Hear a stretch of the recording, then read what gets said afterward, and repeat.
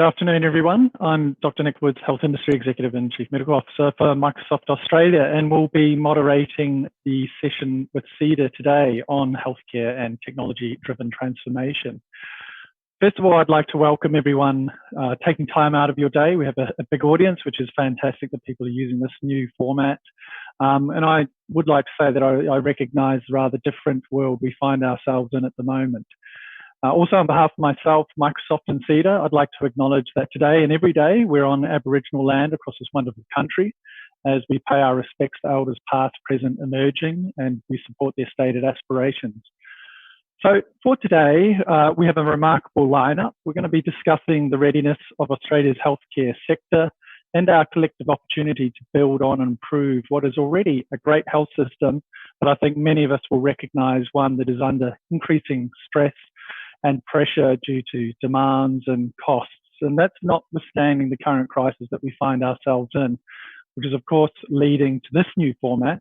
And I'd just like to say, please bear with us as we make a transition. For me, I'm used to doing such events on a stage and in front of people. So converting that to my home office, which is a bedroom that you may see, is a little bit of a different experience. But we're very grateful for the support from CEDA to be able to make these sort of events and connections able to happen. Over the coming months, CEDA will be making a range of events across key issues available in digital formats, as well as producing some regular podcasts, video interviews with leading experts and policymakers. All of the details are going to be made available on their website, and I encourage you to go back and check on those. This session is being recorded as well. At the end of the session, it'll be made available if you want to review it, for people that weren't able to see the session live. So I'm just going to quickly run through how the session will run today. We're going to flip over in a moment to get the panelists to introduce themselves, and we'll do a little bit of a Q&A amongst the group.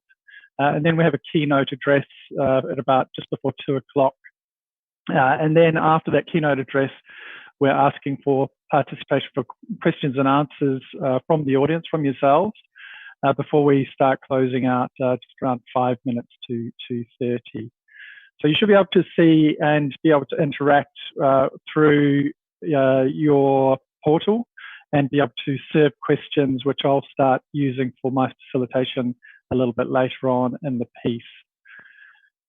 I guess it's coming back to why are we here. I certainly take a broader perspective on healthcare. I don't think it's just digital technology alone that is going to push the boundaries of where we need to go, whether that's things like precision medicine and diagnostics. And if you start thinking about a lot of those disciplines, they really bring together not just the information, the data sciences, but also bringing a lot of other disciplines, whether it's health economics, but also thinking about how do we bring about a culture of innovation, entrepreneurialism that can be successful. I'm a very keen advocate that we create businesses in Australia that are strong and can also grow in this space on a global stage as well as locally. So with that, I'm very grateful to CEDA to bring together a highly esteemed collection of experts. I think we're probably all very united by our dedication to healthcare. I think it's fair to say that all of us are also champions for the future of the healthcare system of Australia.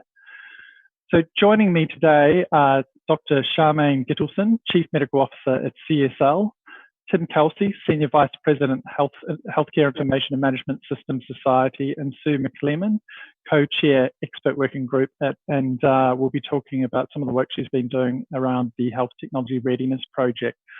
What we're going to do now is just hand the microphone, so to speak, to each of the panelists, just get them to explain a little bit about their background, and I guess thinking of the topic and the theme that we hear today, just some of their initial thoughts before we go into a bit of a Q&A session. So Charmaine, are you able to give the group and give the audience a little bit more of an introduction to yourself and I guess some of your initial perspectives on this theme? Sure. Thanks, Nick, and thanks to CEDA for this opportunity. So I have worked in the clinical trial industry for many years after having been in clinical medicine. And for the last 15 years or so have been working with CSL, part of that time here in Australia, and then about 7 years in the United States, where I have led the global clinical development group that has overseen the development of a number of our novel products. And I'm now the Chief Medical Officer for the organisation and based in Australia. So I would like to focus during this session on the development of novel medicines through clinical research and the role of digital technology. And my opinions are really based on my experiences, having worked across many geographies. And I see the key challenges here, not so much the interest of clinicians or the experience of investigators, but it's more about resource and inequalities in the overall clinical research system. And what I mean by this is that in many instances, hospitals outside of tertiary care hospitals in large cities are not set up with skills, internal resources, finances to be able to participate in global industry-led clinical trials. And patients that come into these global trials are not really representative of the general populace. So our trials often do not include minorities or people who are living in underserved regions. And I think that there is a big role for the uptake of digital technologies to change the way we operationalize our trials and possibly to address some of these inequities, as well as speed up time and reduce costs to bringing novel medicines to patients. And I'm sure we will touch on some of those topics today. But some of them that I'd like to highlight and that particularly worry me are the discomfort still with regulatory agencies around the world around data integrity and the way that we might collect data in a remote or virtual manner, whether that is through the typical randomized clinical trial or the real world evidence where we interact with large databases, healthcare databases, or electronic health records. I think governments are still grappling around the world, and particularly in sort of the countries that have not driven this, but are still grappling around privacy and how to ensure privacy when there is so much more online information being gathered around patients and their public. I think that anxiety is shared by the public as well. And culturally, there is a big stigma still amongst patients about being in virtual trials and receiving virtual health care, even more so when it's a clinical trial and it's a novel product. And it's important that we don't forget that, and we actually speak to patients and understand what those issues are, even more so in the current times where patient centricity, actually interacting with patients, listening to them and responding to them, is really gaining momentum. So I think, as you can see, these parameters, as I've just mentioned, are things that are applicable across the health industry, and it should come out today in our discussion. So thanks, Nick. Right. Thanks very much for that. And maybe, Sue, if I could hand over to yourself now, and I guess just give the audience a little bit of a brief about where you've come from and some of your perspectives and some of your early thoughts about the topic. Thank you, Nick, and very much appreciate the opportunity from CEDA to be here today, and incredibly pleased and to be also highlighting some of the work that the Australian Academy of Technology and Engineering has undertaken over the past year. I originally trained as a hospital pharmacist in infectious diseases and emergency medicine, and then have postgraduate qualifications in law and business, and I spent most of my life in the pharmaceutical, medtech and biotechnology industries. I'm very proudly the chair of MTP Connect, which is the medtech, pharma and biotech industry innovation growth centre supported by our federal government, and we work with the sector more broadly to make sure that Australia remains competitive and productive, and that we can actually work effectively together to translate our amazing medical research into solutions for patients. Today, I'm really, I'll get the opportunity obviously to speak a little bit more when I give my keynote, but the sorts of things that I'd like to concentrate on, the fact that, healthcare must be digitalised. We need to change the focus to prevention and wellness, a more holistic approach. The workforce is going to need support to skill up, particularly in digital literacy. And I think access to healthcare must improve across Australia. And we have many opportunities with new technologies to embrace those technologies and actually make sure that we meet some of those goals. Great. Thanks very much for that, Sue. And last but, of course, by no means least, Tim, you give the audience a bit of a brief about yourself and your many hats.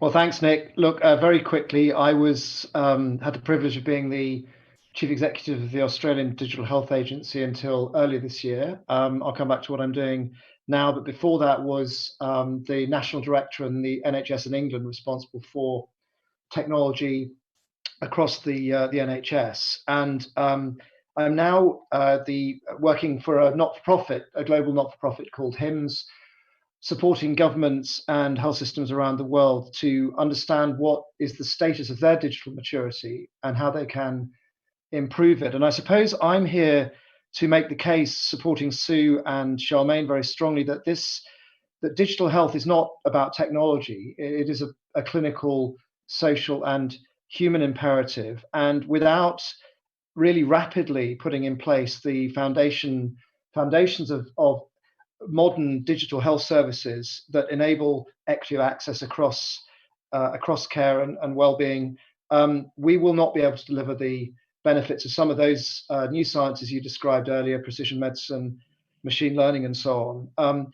And clearly, no one's mentioned it, yes, but we're now in a different context, the COVID-19 context. And there's no doubt from the conversations I've certainly been having over the last few weeks with colleagues and governments across the world that this is really going to accelerate the focus on how we can appropriately, mindful of social license, really make the digital priority come real in healthcare. And I suppose the reflection there is that for a variety of very complex reasons, healthcare has lagged behind the rest of our life in terms of taking advantage of some of those digital opportunities. But we can see now, just in the context of the current crisis, ways in which that is already being changed. And I noticed that, for example, 61 million people in England have accessed the online NHS service, a vast increase in the numbers on normal times. We have new tools of self-assessment and contact tracing, and the WHO has just been offering seed funding in Africa for technology innovation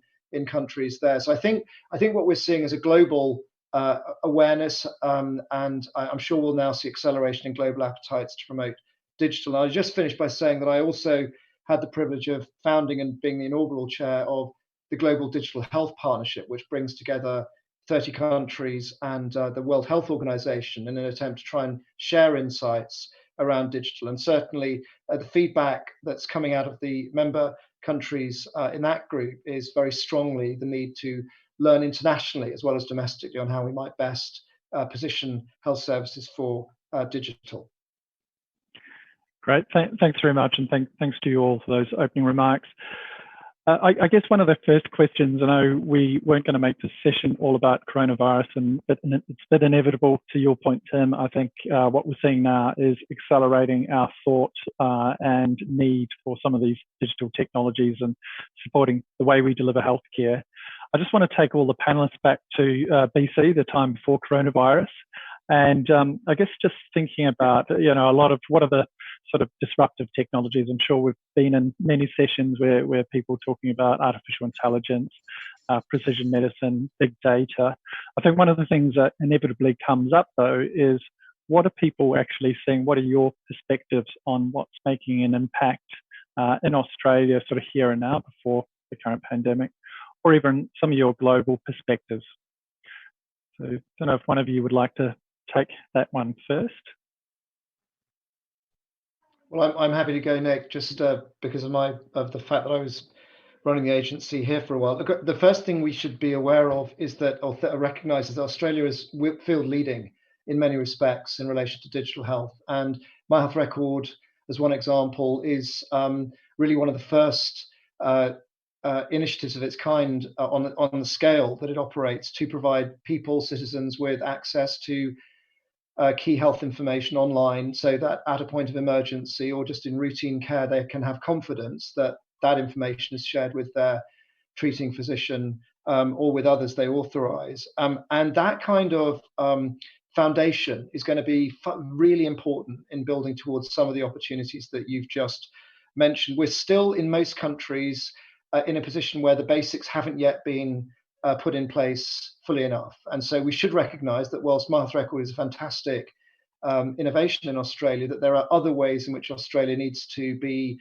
focused. And I'm sure people have noticed the recent government announcements here around accelerating e-prescribing and improving medicines management in Australia, a great step forward, given the fact that today, despite the quality of Australian healthcare, more than 250,000 people each year, pre-COVID, of course, being admitted to hospital avoidably because of medication misadventure. So some of these characteristics of today's healthcare are ones that can be remedied with appropriate use of digital services. And I'm certain that COVID will accelerate the focus on those.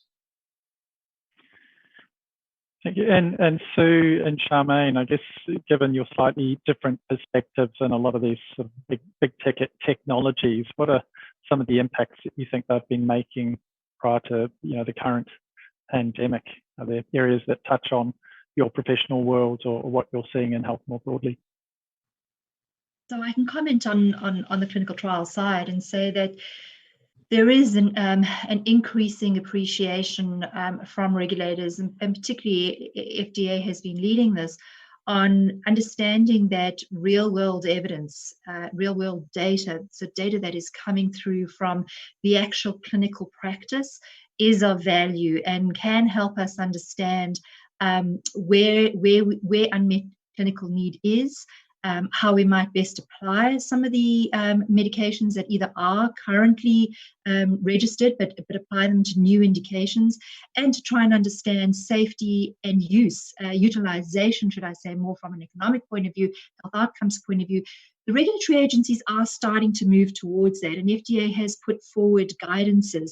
We're starting to see more collaboration between industry and providers. In some cases, it's just outright acquisition by some of the big pharma of the healthcare databases, but starting to see that there is more collaboration and more opening up and sharing of information that is able to be analyzed. But as yet, very few products, that's one, that have actually achieved a registration based on real-world evidence. So starting, but a lot more acceptance to occur.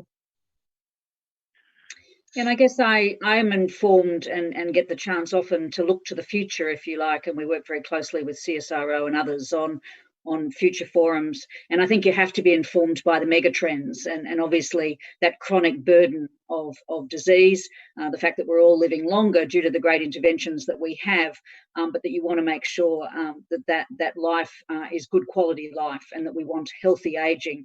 We've also seen a shift in consumers and their demands, and certainly there is a proportion of them that want to be part of their healthcare and be part of coordinating their wellness. We've also seen the rise of digital, and I think that's important and has a long way still to go. The other things, of course, are things like mental illness. We're seeing a rise in mental illness, and we need new approaches for some of those diseases. And we also have the opportunity in third world countries and developing nations to actually help them with frugal innovation, and also the threat, of course, that is touching us today around global biosecurity. So I think there's lots of very exciting new technologies. Australia has always been very successful in being thoughtful about its research and having world-leading ideas. And our health system is one of the best in the world. And I think we're very lucky to be living in Australia and have the opportunity that's before us, but there's always areas for improvement. And I think a couple of you touched on where does the patient consumer sit in all of this. And I think one of my observations from working in digital health and clinical medicine for a number of years now is that I think we're just sort of scratching the surface of bringing them into being a key, in fact, I think the key participant in their care. And it's great that we've got initiatives like My Health Record where people can start accessing their clinical information, but I think that is really just the beginning. What are your perspectives on how do we start really engaging people? And I'm not talking about, the 200,000 consumer apps and App Store and, wearables and Garmins and things that give a bit of feedback, but actually people engaging in their healthcare, connecting them to clinicians, connecting them to services and making that experience meaningful. So they become, one of the key stakeholders in their own healthcare. Tim, is that something you want to start with first?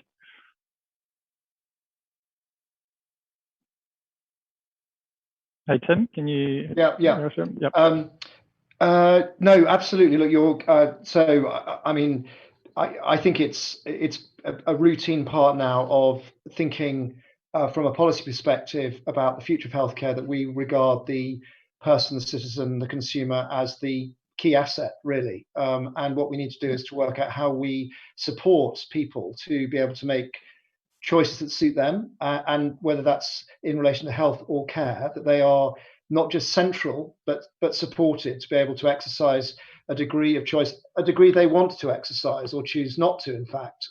So it's a really complex but very important priority. And I would just say that, again, Australia was one of the first countries to put in place a national digital health strategy a couple of years ago, which is now being implemented, which has a range of measures to support people in exactly that way. Commitments to much greater transparency, for example, of ways in which services offer different capabilities to them, the opportunity to access those services virtually. Very important. A direct consequence of the current situation has been, of course, the government's very significant extension of reimbursement for telehealth. And telehealth, I have to say, was when I first landed at the Digital Health Agency, I went out to see a number of remote communities to learn how they were experiencing digital services. And the honest truth is that it became quite clear that very few episodes of care that could have been dealt with virtually by teleconsult were in fact being dealt with in that fashion. And that was despite the fact that the cameras and so on existed in all the clinics. It was really a cultural issue, not just a clinical cultural issue, but also people feeling comfortable with receiving diagnoses over a video. But what's been amazing is the way in which everybody's now just gone, enough's enough. We need to get on with telehealth, and all credit to the government for moving so swiftly on that. But yeah, I couldn't agree more. I think the importance is that we not only give people the chance to engage in a much more, and empower to engage in a much more proactive way in their own health and well-being, but also recognise that for those that don't want to participate in that way, that there are options available as well. Thanks, Tim. And Charmaine, I guess if I can switch gears a little bit, just coming back to some of your lens around clinical trials, how do you think we increase engagement for participants? You mentioned some of the more marginalised groups that where perhaps technology can play a role in bringing them into being able to access clinical trials and be monitored or whatever is appropriate. What do you see as the key opportunities in the future, and who would benefit, do you think, the most? So I think that there are two parts here, and certainly telehealth and the quick switch to telehealth in trying to conduct clinical trials during COVID-19 has been interesting to see, where there has been resistance.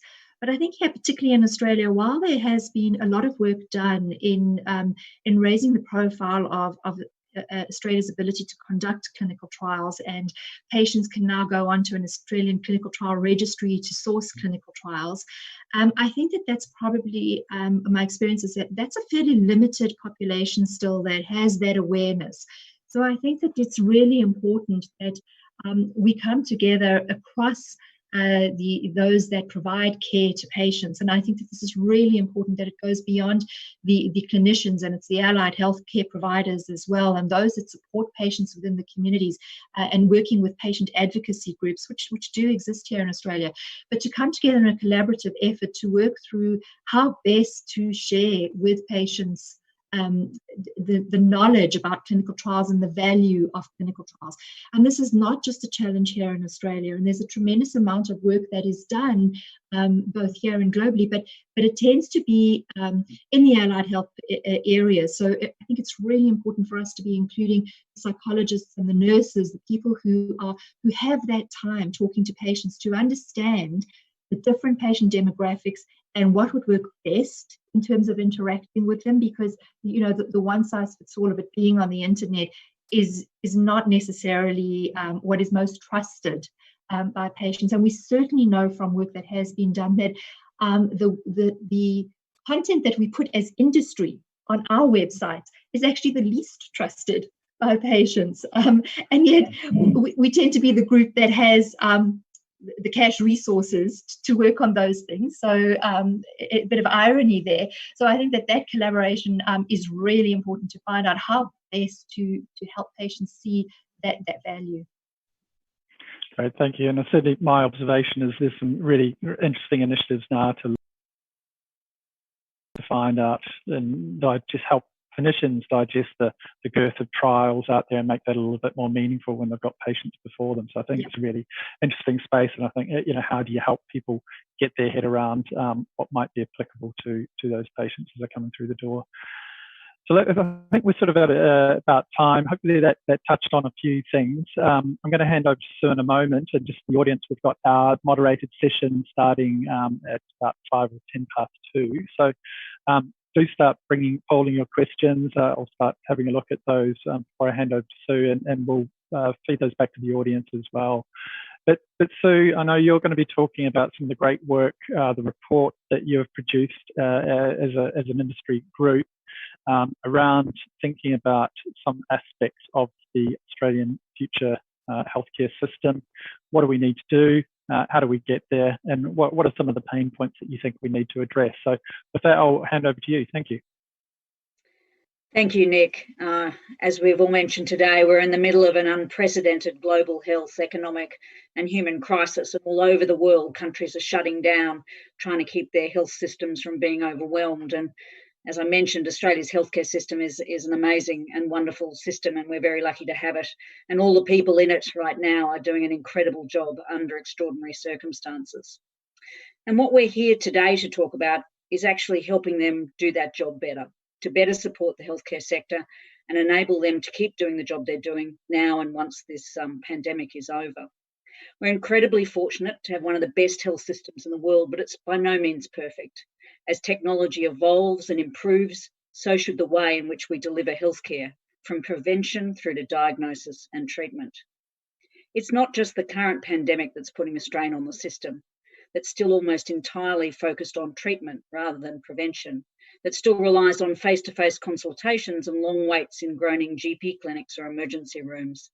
A system that still communicates through some outdated media, including sometimes fax machines. Our ageing population and rising levels of chronic illness come with an increased demand for health and medical interventions and have been adding to the burden of the system for some time. Add to this the increasing frequency of emerging disease driven by climate change and a globalised lifestyle. The good news is the gap between the current operation of the health system and its technology-enabled potential creates an enormous opportunity for strong and swift improvement. As I mentioned, I'm a fellow of the Academy, and of course the Academy has a very experienced executive and policy team that really are responsible for a lot of this work. I'm really just the face of it, if you like. There are a great number of people involved in the production of this report. And the Australian Academy of Technology and Engineering, ATSE, has spent the past year examining new and emerging technology in Australia's health sector and our readiness to develop, adapt or adopt these technologies to meet the challenges of now and for the coming decades. As it turns out, this has been a timely exercise. The work of the report was largely completed prior to this current pandemic, but one of our key recommendations to broaden access to telehealth has already been embraced and implemented by the government in response to the crisis. ATSE is a learned academy of independent experts that helps Australians understand and use technology to solve complex problems. This report, A New Prescription, outlines how we can take advantage of existing and emerging technologies to kickstart that shift. During the consultation process, we spoke to over 200 organisations and individuals in healthcare, industry, research and government.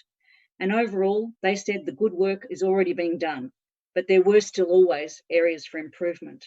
And some of those included the need for healthcare to be digitalised, the need to change the focus to prevention and wellness, and to support the workforce as it skills up, particularly for digital literacy.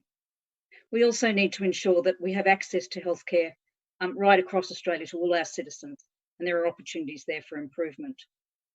In order to address these issues and for Australia to be ready for the opportunities presented by each technological solution, ATSI has developed a set of robust, forward-thinking and achievable recommendations for stakeholders in government, industry and research. We assessed Australia's readiness to adapt, adopt or develop technological solutions according to 5 key parameters: the infrastructure readiness, skills readiness, social readiness, economic and commercial feasibility, and policy and regulatory readiness. We've used what we've learned to develop a vision of a technology-enabled future healthcare system that is efficient, focused on good outcomes, and empowers patients and our healthcare workers. All of the ATSI recommendations are intended to support the work of our brilliant healthcare workers, enhance their capability, and keep them and patients safer while doing so. In a new prescription, some of the ways we predict technology will do this include the disappearance of paper files replaced by secure electronic health records, health professionals able to share patient information through universally accessible software, smart devices, mobile health and telehealth, all linked through a digital health record, will enable a real-time, holistic picture of a person's health and a better dashboard for healthcare professionals to manage patient care. Technological solutions to the problems of distance and mobility will enable affordable healthcare access for more Australians where and when it is needed. Big data will enable accurate monitoring and prediction of population health trends, and genetic testing and screening for preventable diseases will become more affordable. So let's move to some of the recommendations. The first one is a transition to interoperable electronic health records. The collection of high-quality, structured health data is a priority for Australia's healthcare sector over the next decade, as digital technologies become increasingly interconnected and community. All healthcare providers must switch to electronic records to make this possible. It is our vision at ATSI that by 2030, there are no more paper files, but universal, secure electronic health records. Health professionals will be able to easily share patient information with appropriate data protection, improving care and outcomes. Analysis of big data will enable accurate monitoring and prediction of population health trends, informing and enabling government to act early and invest in large-scale preventative or control measures for emerging lifestyle and infectious diseases. To support this shift, the Academy recommends the Australian Government should develop interoperability standards for digital health, including data collection, sharing and security standards. Social licence for electronic health records will fundamentally depend on well-communicated privacy and cybersecurity frameworks. To build social licence, the Australian Government should develop a national framework to strengthen health data privacy and usage, building on experience managing private health data under the Privacy Act, and to respond to the Productivity Commission's inquiry into data availability and use. There are still questions around the best way to integrate new and existing digital technologies within different health settings, and we need help from our research community to join up the health ecosystem after the digital switch. The second recommendation is about improving equity of access to healthcare through technology. The use of telehealth and AI-enabled devices must increase to support equitable outcomes for people living with disadvantage and to improve access and reduce financial burden. In a tech-enabled future, we'll be able to connect the information gathered through phones and wearable devices to provide a real-time and holistic picture of an individual's health and design treatments and consultations through phone and video and other technology. Commonplace use of remote consultations will also open up better advice and treatment options for patients who live remotely or who are unable to leave home safely and have limited access to medical specialists. The third recommendation is around supporting the existing and future healthcare workforce through this transition. The national healthcare workforce must be supported and empowered to retrain, adapt and develop skills to new digital technologies.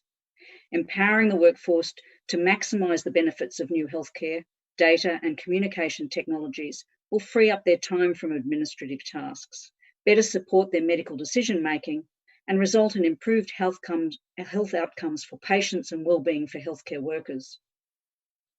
All levels of government should take action on the National Digital Health Workforce and Education Roadmap to assist the healthcare workforce to adapt to a technology-driven workplace. Qualifications and training must be agile and ongoing, supporting the healthcare workforce to adapt to changing technology, roles and tasks. The last recommendation is around providing targeted support for a thriving health technology sector. Despite a successful medical and life sciences research sector, Australia still struggles to get all of our world-class research translated and commercialised for use in everyday healthcare. Government support for medical research in this country is generous, and our medical research is of a very high standard. But this support needs to be better targeted to and aligned with translation and pre-commercialisation activities. Government must support investment in improving pathways to commercialisation for Australian developed medical technology and create an environment in Australia where our health technology startups are attractive for investment. Such an environment can be achieved through strategic and targeted support for health technology researchers and startups in the areas which have high growth potential. Australian grown technology can support our healthcare system as part of the same ecosystem with products and services designed for our particular circumstances. So where to from here? The good news is that the gap between the current operation of the health system and its technology-enabled potential creates an enormous opportunity for strong and swift improvement. Closing this gap will set Australia up to not only deal with our future pandemics, but also deeply enhance our capacity to respond to the business as usual healthcare needs. Work has already begun on all of these critical areas, and the pandemic that we are living through right now is fast-tracking our response to others. But to be truly ready, resilient and responsive, we will need to do more and make faster progress. We must learn the lessons this pandemic and our response to it have to teach us, to make data and digitalisation in healthcare a priority, to keep the expanded access to telehealth and build on it to support equity in our healthcare system, to support our healthcare workforce to be the best that they can be, and support investment in improving pathways to commercialisation for Australian developed medical technology for our health, for our economy, and the sustainability of both. We can enhance the capability and effectiveness of our healthcare system, support their incredible work, and keep them and their patients safer in the process. With a new prescription for a healthcare transformation, we can and will create the health system of the future. Thank you very much, Nick. Great, thank you. So obviously that report is being released for people. It's got lots of fantastic information. There's been a huge amount of consultation into that report as well. So I think the links are going to be provided as a follow-up to this. So now we're just going to move over. We've got about just over 15, 20 minutes to take questions from the audience. Just a reminder to go on through the portal and send the team your questions that you have. We've got a few to start with, so please keep adding. Some of these might touch on some of the questions you have already. The first one is from Ricky, and the question is, will the era of COVID-19 accelerate the use of AI in a number of healthcare areas? And which areas would you consider priority in using AI? So this certainly my initial thoughts are that there have been some areas of AI, certainly around drug development, speeding up diagnostics. I would certainly comment, though, that my conversations, which are just about daily with a lot of health services that are at the front line, it's probably a lot of non-AI things that they're needing right at the moment. So even just things about communicating across their emergency response team, sending out negative results to the population as those increased numbers of tests come through. I'll hand that over. Who would like to start? Is that a question for you, Tim, that you want to take on? Yeah, no, very happy. Yeah. I'm actually on the WHO's AI task force. So I'm going to not be pessimistic, but I think that there needs to be real caution about artificial intelligence in relation to medicine, and particularly, of course, in the application that it will have in the future to clinical decision support. And I think there are a number of policy issues which need to be addressed with industry as to how we get to a point where we can assure that social license and ongoing confidence in the way in which those algorithms work to support clinical encounter. And my view is that there will need to be some kind of new arrangements between industry and government in relation to the degree of transparency that the black boxes that power some of those decisions will need to demonstrate, so that we can have ongoing communal confidence in the quality of decisions that are being made. I mean, clearly there are some areas where AI is already extremely active, radiology clearly among them, and we can see other parts of life where there's a much simpler application. Agriculture will perhaps be one of the most obvious of those. But I think we need to, in healthcare, we need to, as you say, Nick, just address ourselves to the basics. We've got far too many hospitals in Australia that don't have the ability, for example, to barcode read their patients. So, even the most basic supermarket retailer is able to tell you how many stacks of flour it's got on the shelf at any one time. That is actually not often possible in some of our hospitals currently. So getting the basics right is going to be the first priorities I've tried to say already. But I think what we need to do is make use of this time with real intensity and real focus to work out what the future roadmap for implementation and testing of some of these new solutions looks like. And it's going to involve, I think, a very different kind of relationship between the research community that Charmaine is very involved in and industry of the kind that Sue supports. And it will need a new kind of collaboration with government to ensure that business can flourish whilst the community's need for greater transparency of the machines that will serve it is made available, if that makes any sense. Great, thanks, Tim. And Charmaine, I guess from your perspective, one of the areas that there has been obviously a lot of intensity with, the biotech, pharma industry is around, drug discovery and this pandemic.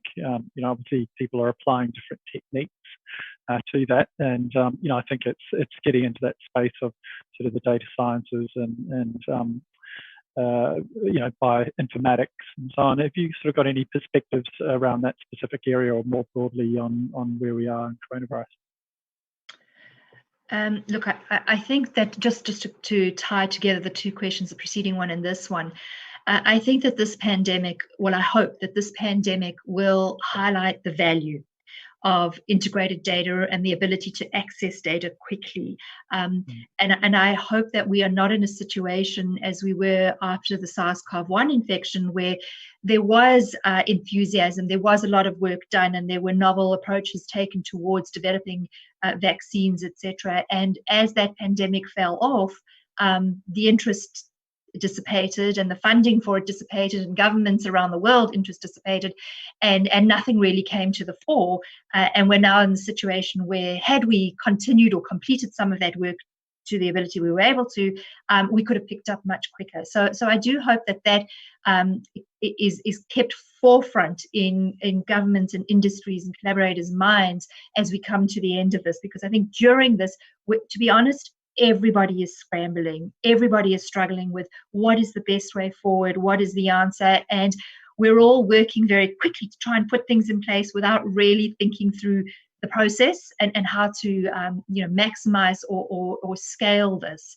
But I think we are seeing a willingness to try novel things really quickly and to change things. If you have a look at how quickly the Moderna RNA vaccine moved into clinical trials in the USA, that is unprecedented speed that it's moving forward. And yes, it's not fast enough for the public, but the work that is being done on a number of approaches is trying to access as much data analytics and informatics as possible without some of the slower validation that we're used to doing in parallel. So I think if this all kind of works through and we come forward with some, as an industry in collaboration with academia, if we do come forward with some novel approaches, that should, I hope, give confidence to those who have been concerned about different approaches. Great, thank you. The next question I have is from Greg Williams, which is perhaps one for you, Sue, is to start with what opportunities does the current COVID-19 environment present for positive change in Australia's healthcare sector? And I think you touched on some of that in your presentation, but I guess anything else that touches on as a question for you. So I think these big pandemics often expose the strengths and why we're a great nation, but also the weaknesses of the healthcare systems that we have around the world. And I think this will trigger some very important conversations on what changes are needed, and we shouldn't lose that opportunity to reflect on that and have the lessons learned and make sure that we put in place, that sovereign capability and that supply chain resilience that would serve us well in the future. I mean, we've been talking about telehealth for years, and now we're actually doing it. But that's just the beginning. And to be honest, that swift action by government to enable a technology like that tells me it can be done and should be done, and that we should embrace the other opportunities that we have to rapidly adopt new technologies to meet those challenges in the coming decade. I think we have to make sure that we've got the right policy frameworks. I think that we need to have fit for purpose and agile, adaptive regulation and policy that will allow us to get these new technologies into the healthcare system and to be of benefits for patients. And I think that's, as we look at some of these new technologies, we do need to reflect on what we have in place and whether or not they're fit for purpose for some of these new technologies to integrate it into our healthcare system. Yeah, and I think certainly my observation is people are understandably, scurrying around to do what they're able to do. And I think there will be this period where perhaps we need to look back when we've come out of this crisis to see what's worked well, what's sustainable, what do we need going forward. I guess the next question is slightly switching gears, one that is, quite specific around the application and use of augmented virtual mixed reality, or however we want to describe it, to help learning before entering into a clinical setting. Again, certainly from my observations, there has been a huge amount of work done in this area using, mixed reality approaches and bringing in, DICOM images for, training clinical applications, whether it's nursing or medical. Just wondering if either of or any of the group have had sort of experience or a view on what's actually going on out there in Australia, and where do you think we can leverage some of these capabilities?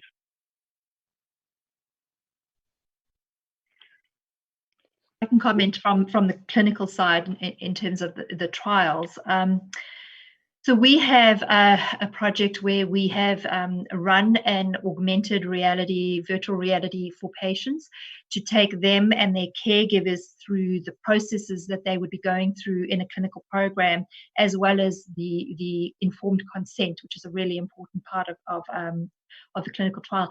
And we've received really positive feedback. This is quite a time-consuming activity for patients when they're at site, and it's really difficult for the study coordinators or for the investigators to walk them through the halls, so to speak, of everything that would be happening to them.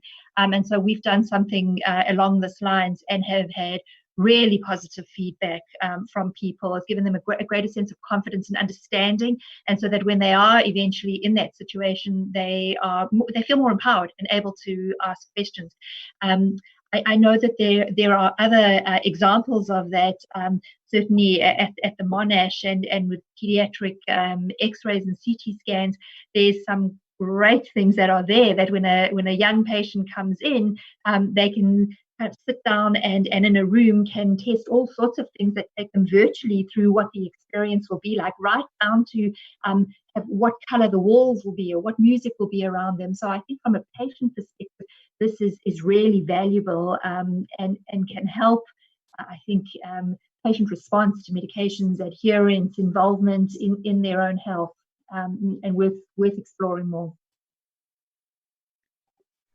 Nick, could I just jump in on that point? Because I think the use of some of these very new technologies is, as Charmaine says, incredibly valuable for education. But as you all know, Nick, because of the collaboration you've been working on as Microsoft with organizations like Silverchain, there's also tremendous application of these technologies in relation to domiciliary care, building on telehealth, supporting people in their home. So the central problem that Sue identified around the overuse of hospitals and the opportunity we have to readdress the whole sort of clinical experience and, where possible, support people in their homes rather than in hospital. I think those three-dimensional technologies are going to be tremendously important and already are, in fact, being tested, so that you can literally be in the general practice whilst you're in your sitting room at home, in a fully 3D sort of encounter with the GP or the nurse. And so, although these are relatively small trials that are beginning to take off in Australia, I do think that that's a very important and will rapidly scale opportunity to help people, where possible, remain in their home for treatment rather than in hospital. Yeah, and I think it's interesting, and I think it was last year or the year before, there was the first conference around virtual mixed reality and its applicability to medicine, and that brought together a lot of research-driven outcomes of how these types of approaches can make an impact. And so, in some hospitals in the US, for example, it's even as part of their pain management team, they've even got at their disposal virtual reality headsets to lower the threshold of pain for which patients might need medication. So I think it's a very potent technology. I think we're starting to see the impact, and I just don't think we're obviously quite at the scale end yet, but certainly in that clinical training and so on, there's been a huge amount of activity. So the next question is from Emma Cohen from The Age. Question is, will the world's largest biotechs and health tech businesses need to collaborate more readily in order to fight global healthcare challenges like COVID-19? My personal view is absolutely. I'll hand it across to the panelists and get your thoughts on this. I think these problems are just too tricky for any one entity to solve. Coming back to my opening remarks, I think we need to bring in multidisciplinary approaches to solve them. Charmaine, do you want to take that one? Yeah. Want to tackle that, as you are across so many aspects of the industry? Yeah. Perfect. Sure. Look, I think that's right. I think there are some big global challenges that are going to require the entire ecosystem to value everyone's contribution and the skill and expertise they bring to it to come up with those solutions. I mean, I'll take the example of antimicrobial resistance globally and the models that exist for new drugs to be developed in that setting. And that's going to require a different way of thinking as we look at those models for development. I think we're going to see very rapid change in the way we do drug development and drug delivery. And I think that there are going to be also opportunities around training. And I think as that ecosystem looks at its gaps, its constraints and barriers, and can apply what it needs to put in place to become more effective, I think it's going to be very clear that we need that entire ecosystem. We need right from the researchers all the way through to the large multinationals to actually unlock some of these global solutions for patients, not only here in Australia, but all over the world. Nick, could I just jump in on that one as well? Of course. Okay. So one of the reasons why the Global Digital Health Partnership was set up by Australia, working with colleagues in India, America, UK, right across the world, was because of this issue, was to work out how governments could collaborate on the development of standards to support that first crucial priority. I'm so glad that it's been called out as clearly in this report by Sue's expert panel, but to basically prioritize interoperability so that governments across the world can work more closely with industry to develop approaches that are modern, modular, take account of new technology standards. I would note here that Australia has an incredible credential in development of those standards, and people I'm sure on the call will be aware of the work that Graham Grieve has led on the development of the FIRE standard, but it does need a global response, not just by governments, by industry, and not just by big business either, but by small innovative businesses, to recognize how we can collectively take those developments and support countries around the world, take advantage of them. So I even before COVID, there was a very strong, quite recent sense, I'd say, sort of 3 or 4 years old really, of governments really wanted to collaborate in new ways with industry. And probably also a little bit of a moment where people are just reflecting on the kind of conventional approach that some systems have taken to sort of the electronic medical record, and whether actually there are ways of thinking about that in a rather more flexible, agile, innovative fashion. And so all these things coming together now, accelerated by COVID, I think will put global collaboration between providers, health service commissioners and governments and industry right at the forefront of what happens next. Thanks, Tim. And I know we're sort of getting close to closing out. I guess I just wanted to end on a little bit of a high with everything that's going on for everyone at the moment. If we just try and forget that we're in a world where a pandemic doesn't exist. And I guess just thinking, what is something from each of the panelists? We can just do a quick feedback, and I'll guide you in a moment. What's something that you're looking forward to the most in terms of a technology or a change in how healthcare is delivered in, say, 12 to 18 months? You know, what is the thing that you think you're seeing that's most exciting, or you think that we could do to make a real difference in our healthcare system in Australia? So perhaps, Sue, I'll start with you quickly. Yeah, look, I think we're going to have to be ready for when this pandemic is coming to a close to make sure that we get this country back on track and that we get that tech bounce that we would all like to see, that will ensure that we actually have strong economic growth, empowerment of our healthcare workers, and an embracing of these new technologies, including, you know, improving efficiency and having a healthier population. For me, it's all around supporting that digital health literacy and making sure that we have that investment in infrastructure into the healthcare system so that we can actually really embrace all of the opportunities that digital and data give us for better healthcare. Charmaine? Yeah, I think for me, it's the broadening of the telehealth experience so that more patients, more of the community are gaining experience with it by necessity and gaining comfort. But I think I'm also so thrilled to see that there's been an uptake from a broader aspect within the healthcare community. So it's not just the clinicians, but you're seeing it now from the psychologists, even the physiotherapists. And I think that as we move forward in trying to deliver healthcare within or outside of clinical trials, having that whole holistic healthcare team having greater comfort with being able to interact with their patients in this way.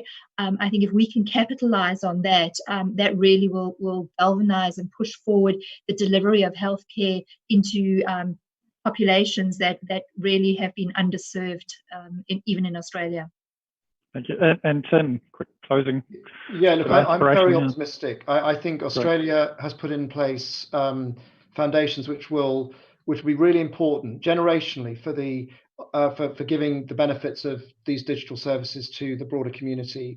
I think we've already seen, even before COVID, ways in which programs like My Health Record were giving the vast majority of Australians access to information about their medicines. So in an emergency, had confidence that their treating clinicians would see those. I think we need to hear silence, though, at the end of this. And what I mean by that is that in the background noise of modern Australian healthcare is, of course, the hum and whir of the fax machine. And we need that. We'll know we've succeeded when there are no more fax machines in Australia. Great, thank you. The fax, something is something I'd certainly like to see the end of as well.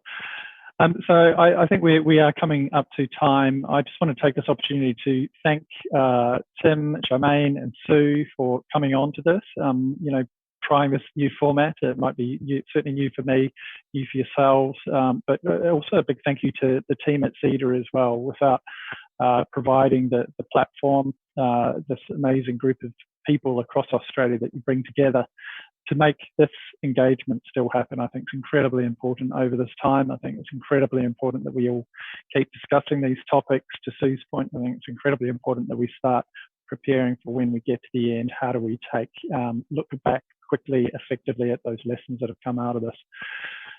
As I said, the session is going to be recorded. It'll be made available through the CEDA website. There'll be more details, I think, in your invite. Thanks very much to the CEDA team. Just everyone stay safe, and all the best as we go through the next few months of this challenging time, and look forward to hearing your feedback and engagement. So I'll close out there, and thank you to the panel once again.